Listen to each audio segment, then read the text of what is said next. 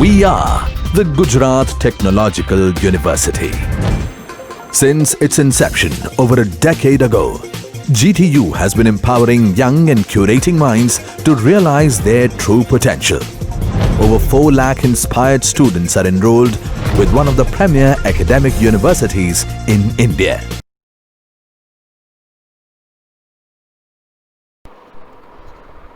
Hello friends, myself Professor Asit Mistry from Diploma Electrical Engineering Department of Sri Shankar Sri Waghela Bapu Institute of Technology. Today I am going to deliver a lecture on introductory lecture on transmission and distribution of electrical power subject, which is of semester 4 diploma subject.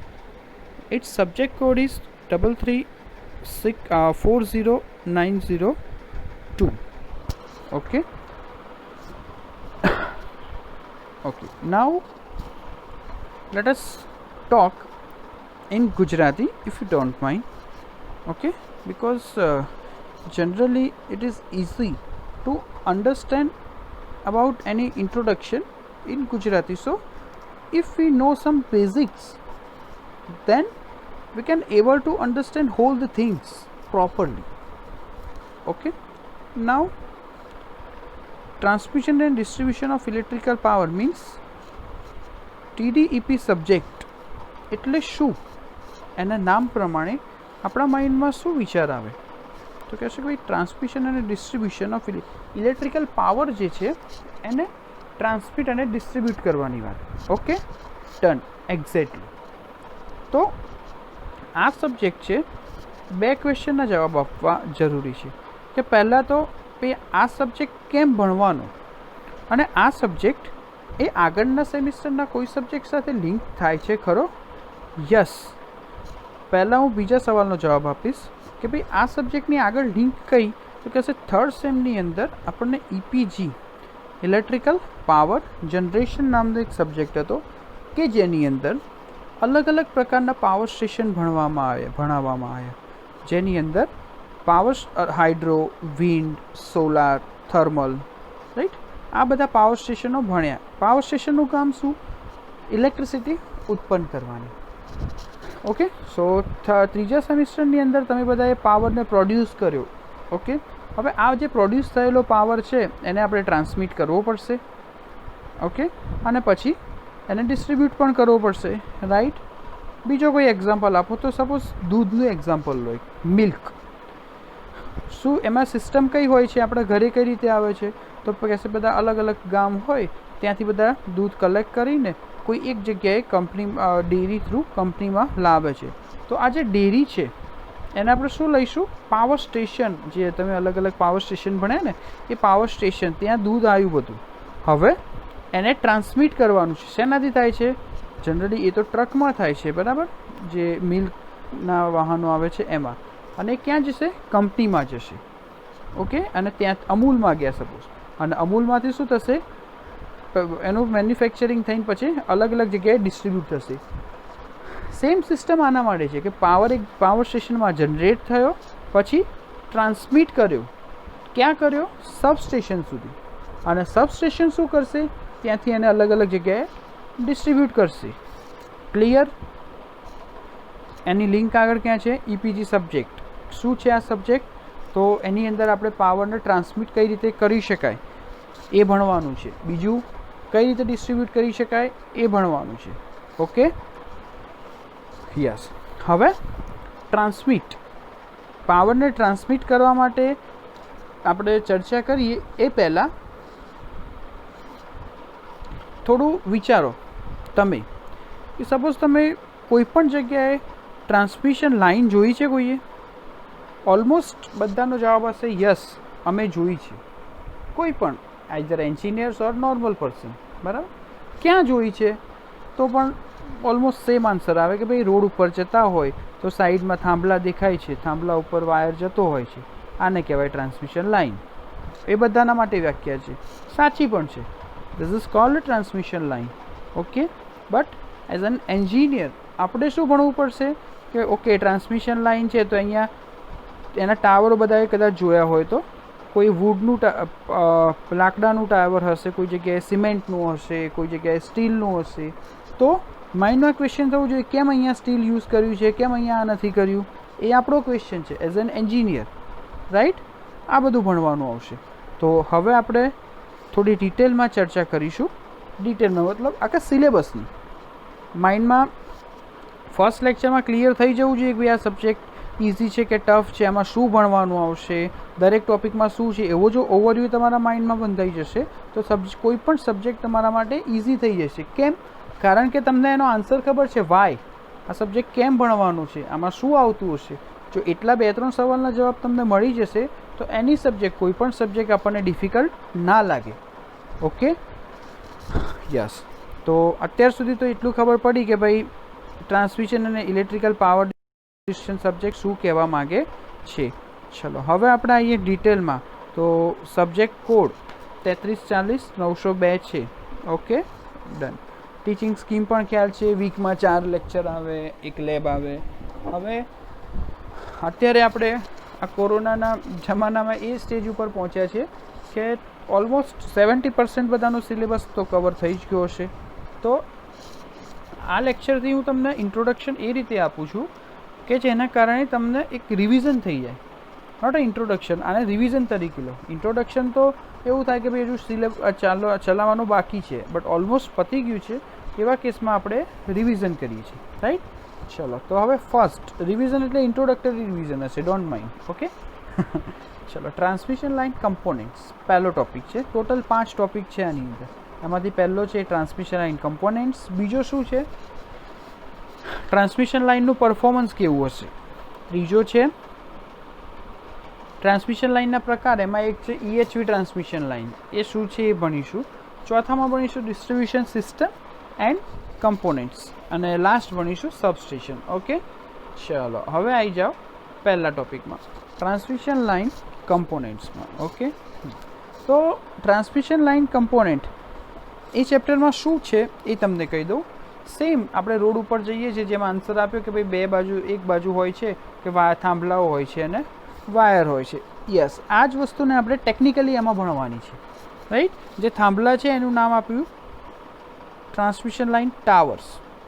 Okay, હવે tower છે તો question થાય કે અહીંયા આવું કેમ નહીં. તો એ બધા ક્વેશ્ચનના આન્સર આપણને આમાંથી શોધવાના છે. કઈ રીતે? કે ભાઈ દરેક ટાવર ઇન્ડિવિજ્યુઅલ સ્ટડી કરો. સ્ટીલ ટાવર છે તો એની ખાસિયત શું, એના ફાયદા શું, એના ગેરફાયદા શું, કેમ આ જ વાપર્યું. ઓકે, એ બધું. એવી રીતે વુડ, દરેક અલગ અલગ મટીરિયલ્સના પોલ હોય એના વિશેનું એક ટેબલ રેડી કરવાનું. આમાં આ સારી વસ્તુ છે, આ ખરાબ વસ્તુ છે, આ સસ્તું છે, આ મોંઘું છે, આવું બધું એનાલિસિસ કરશો એટલે એક ટોપિક પતશે. પછી બીજું આવશે. બીજું શું દેખાય? વાયર, દોરડું એમ કહીએ છીએ ને. યસ, એ દોરડું અથવા વાયર શું છે? એને કહેવાય વાહક, કે જેની અંદરથી પાવર ફ્લો થાય છે. ઓકે, તો સેમ એમાં પણ અલગ અલગ પ્રકાર હોય. કોપરનો હોય, એલ્યુમિનિયમનો હોય, ACSR હોય, એલ્યુમિનિયમ કંડક્ટર સ્ટીલ રેઇનફોર્સ. તો કેમ કોપર નહીં, કેમ એલ્યુમિનિયમ નહીં, કેમ ACSR યુઝ કરીએ છીએ? આ બધા સવાલોના જવાબ આપણે શોધવાના છે આ પહેલા ચેપ્ટરમાંથી. ઓકે, આ 2 મેઇન ટોપિક્સ છે. પછી એનાથી પણ સારું ટાવર અને વાહક. કે વાહક છે એને સીધા ના લટકાઈ દેવાય ટાવર ઉપર, નહીંતર શું થાય? વાહકમાંથી કરંટ ટાવર થ્રુ જમીનમાં જતો રહે, બરાબર ને. તો એની વચ્ચે એક ઇન્સ્યુલેશન લેવલ, અવાહક પડ રાખવામાં આવે છે. આને કહેવાય ઇન્સ્યુલેટર. જનરલી કોફી કલરના હોય છે, જે પેલો વાહક વાયર લટકતો હોય ને એને આને પકડી રાખ્યા હોય. કોને? આ જે ઇન્સ્યુલેટર્સ છે એ ઇન્સ્યુલેટર હોય. ઓકે, તો પહેલા ટોપિકમાં શું ભણવાનું? ટાવર, વાહક અને ઇન્સ્યુલેટર. એના વિશે બધા ABCD ભણી લેવાની. એને કહેવાય ટ્રાન્સમિશન લાઇન કમ્પોનેન્ટ, જે આપણે પતી ગયું છે. ઓલમોસ્ટ બધા ભણી ગયા છો. Like insulator, pin type, shackle type, suspension type, કોનું કેટલું વોલ્ટેજ રેટિંગ, શું છે શું નહીં. ઓકે, એ બધું. બીજો ટોપિક આવશે ટ્રાન્સમિશન લાઇનનું પરફોર્મન્સ ભણવાનું. હવે ટ્રાન્સમિશન લાઇનનું પરફોર્મન્સ ભણવું હોય તો સૌથી પહેલાં તો આપણને એ ખબર હોવી જોઈએ કે ભાઈ ટ્રાન્સમિશન લાઇનના પ્રકારો કેટલા. અંતરની દ્રષ્ટિએ. તો અંતરની દ્રષ્ટિએ ટ્રાન્સમિશન લાઇનના 3 પ્રકારો: શોર્ટ, મીડિયમ અને લોંગ. શોર્ટ એટલે 80 કિલોમીટર સુધીની લાઇન હોય તો એને આપણે શોર્ટ કહીશું. 160 સુધીની 80 થી 160 હોય તો એને મીડિયમ કહીશું કિલોમીટરમાં હો. અને 160થી વધારે કિલોમીટર હોય તો એ લાઇનને કહીશું લોંગ ટ્રાન્સમિશન લાઇન. ઓકે, એના આધારે એનું પરફોર્મન્સ, શોર્ટ, મીડિયમ અને લોંગ પરફોર્મન્સ શોધવા માટેની રીતો આપવામાં આવી છે. એ બધી રીતો ભણવાની. Generally first short transmission line હોય તો એમાં પાવર ફેક્ટર બેઝડ એનું એનાલિસિસ કરવામાં આવે છે. એનાલિસિસ મતલબ એનું પરફોર્મન્સ ચેક કરવામાં આવે કે એની એફિશિયન્સી કેટલી છે, એનું વોલ્ટેજ રેગ્યુલેશન કેટલું છે. એના અલગ અલગ ઇક્વેશનો તારવવાના આવશે, એની ફિગર આવશે. જનરલી ફર્સ્ટની વાત કરીએ આપણે કઈ સ્મોલ માટે કે જેની અંદર પાવર ફેક્ટર બેઝ, કે લેગિંગ પાવર ફેક્ટર, લીડિંગ અને યુનિટી પાવર ફેક્ટર રાખીએ તો એના પરફોર્મન્સ ઉપર શું અસર થાય છે એ ભણીશું. પછી બીજા નંબરે આવે મીડિયમ. તો મીડિયમની અંદર 3 રીત છે. કઈ કઈ? એન કન્ડેન્સર, ટી મેથડ અને પાઈ મેથડ. આ શું વાત કરીએ છીએ આપણે કે એનું પરફોર્મન્સ એનાલિસિસ કરવું હોય તો એના માટેની અલગ અલગ રીતો. શોર્ટ માટે પાવર ફેક્ટર બેઝ ઉપર, લેગિંગ, લીડિંગ અને યુનિટી એના વેક્ટર ડાયાગ્રામ્સ ઉપરથી માહિતી મેળવવાની. પછી આવશે મીડિયમ. તો એની અંદર 3: એન કન્ડેન્સર, ટી મેથડ અને પાઈ મેથડ. અને લોંગ માટે તો જનરલ ટ્રાન્સમિશન લાઇનનું ઇક્વેશન, એફિશિયન્સીનું અને વોલ્ટેજ રેગ્યુલેશન જોવામાં આવે છે. ઓકે, આ થયો પહેલો પાર્ટ. એની અંદર RLC પેરામીટર્સ જે આપણે AC સર્કિટ ને DC સર્કિટમાં ઓલરેડી ભણી ગયા આવીશું કે R એટલે શું, L એટલે શું અને C એટલે શું, એ પણ એક જનરલાઇઝ આવે છે. ઓકે, પછી આવશે ટ્રાન્સમિશન લાઇનમાં અનુભવાતી અસરો. કેવી અસરો? કોઈ વખત વરસાદના વાતાવરણમાં કદાચ રાત્રે ટ્રાન્સમિશન લાઇન નીચેથી જતા હોય તો આપણને શું સાંભળવા મળે છે? હિસિંગ સાઉન્ડ અથવા તો તડતડ અવાજ આવતો હોય. ટ્રાન્સમિશન લાઇનમાં જુઓ તો એક વાયોલેટ ગ્લો જોવા મળતો હોય. વાયોલેટ ગ્લો એટલે આપણને એવું લાગે કે વાયર સળગી રહ્યો છે, રાઈટ? તો આ બધી અલગ અલગ ઇફેક્ટ્સ જોવા મળતી હોય છે. તો એ ઇફેક્ટો ભણવાની આવે. આ બધી જે વાત કરી મેં કોરોના ઇફેક્ટની વાત કરી છે. કોરોના એટલે અહીંયા વાયરસ નથી, અહીંયા આપણે વાયરસ છે, બટ ઇલેક્ટ્રિકલ સિસ્ટમમાં કોરોના એટલે એક ઇફેક્ટ છે. કેવી ઇફેક્ટ? કે ભાઈ ટ્રાન્સમિશન લાઇનમાંથી હિસિંગ સાઉન્ડ આવતો હોય, બરાબર? વાહકની આજુબાજુ આપણને વાયોલેટ ગ્લો જોવા મળે. એ શેના લીધે થાય? જનરલી કે વાહકમાં કેપેસિટી કરતાં વધારે કેપેસિટીનો પાવર ટ્રાન્સમિટ કરવામાં આવે તો એની આજુબાજુની વાતાવરણમાં જે હવા રહેલી હોય એ હવાનું આયોનાઇઝેશન થાય છે. અને આ આયોનાઇઝેશનને કારણે શું થશે? જે એર છે એ આયોનાઇઝ થઈ જાય છે અને આપણને વાયોલેટ ગ્લો જોવા મળે છે. ઓકે, જે સારું નથી, એનાથી પાવર લોસ થાય છે. એને ઘટાડવાનો પ્રયત્ન કરવો પડે, બરાબર? એના માટે બંડલ કંડક્ટર વાપરીએ છીએ આપણે. આ તો થઈ એક કોરોના ઇફેક્ટ. આના સિવાય પણ અમુક ઇફેક્ટ હોય છે. કેવી ઇફેક્ટ? જેમ કે હું 230 વોલ્ટ એક જગ્યાએથી સેન્ડ કરું ટ્રાન્સમિશનમાં અને બીજી જગ્યાએ રિસીવ થાય છે 215, તો આની અંદર વોલ્ટેજમાં ઘટાડો નોંધાયો. આ ઇફેક્ટને કહેવાય પ્રોક્સિમિટી ઇફેક્ટ. ઓકે, બીજી થાય 230 સેન્ડ કર્યા તો 245 મળે છે, 230થી વધારે મળે છે. આ ઇફેક્ટને કહેવાય ફેરેન્ટી, કારણ કે ફેરેન્ટી નામના સાયન્ટિસ્ટે જોઈ હતી. ઓકે, શોધી હતી, જોઈ હતી મતલબ શોધી હતી, પ્રૂવ કર્યું હતું. એના સિવાય બીજી એક આવશે સ્કીન ઇફેક્ટ. સ્કીન ઇફેક્ટ એટલે કે ટ્રાન્સમિશન લાઇનનો વાહક કેવો હોય? રાઉન્ડ શેપનો હોય ઓલવેઝ.